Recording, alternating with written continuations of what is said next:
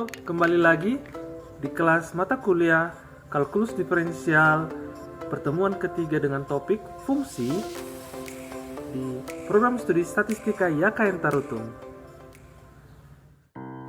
Di pertemuan kita sebelumnya kita telah belajar banyak hal mengenai bilangan real, bilangan rasional, irasional, sifat-sifat bilangan real, bagaimana interval persamaan dan ketidaksamaannya, dan bagaimana kita memadankannya dengan sistem koordinat di dalam bidang dua dimensi. Dan nantinya kita akan melihat suatu bentuk dari harga mutlak. Nah, di pertemuan ketiga ini kita akan belajar mengenai fungsi yang terdiri dari definisi fungsi, macam-macam fungsi, fungsi ganjil dan genap, dan operasi yang ada pada fungsi. Dan yang terakhir, yang tak kalah pentingnya adalah tentang grafik fungsi. Definisi fungsi.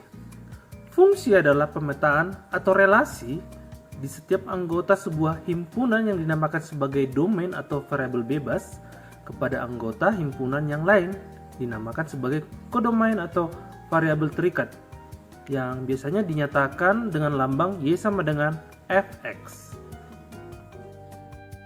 Selanjutnya, bagaimana kita membedakan antara fungsi dan bukan fungsi?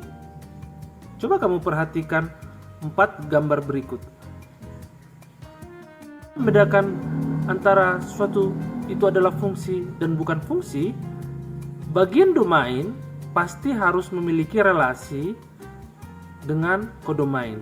Nah, pada kasus pertama kita melihat ada anggota domain A yaitu N tidak memiliki relasi dengan kodomain B sehingga bukan fungsi.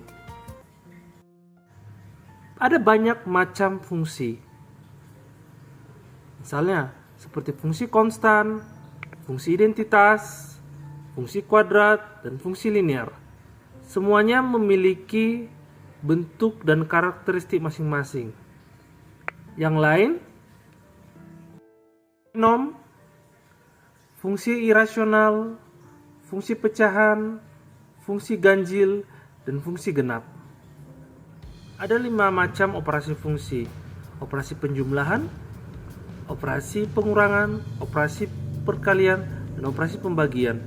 Ini dengan syarat bahwasanya anggota dari domain adalah bilangan real seperti yang sudah kita pelajari di pertemuan kedua, dan hasil dari fungsinya atau kodomainnya adalah bilangan real juga. Untuk operasi fungsi kelima adalah operasi fungsi komposisi. Nah, operasi ini adalah operasi yang memfungsikan fungsi kembali. Jadi semacam fungsi berantai. Jadi dengan daerah domain X menghasilkan kodomain Fx, lalu kodomain ini dijadikan sebagai domain kembali dan difungsikan dengan fungsi G sehingga menghasilkan kodomain Gx.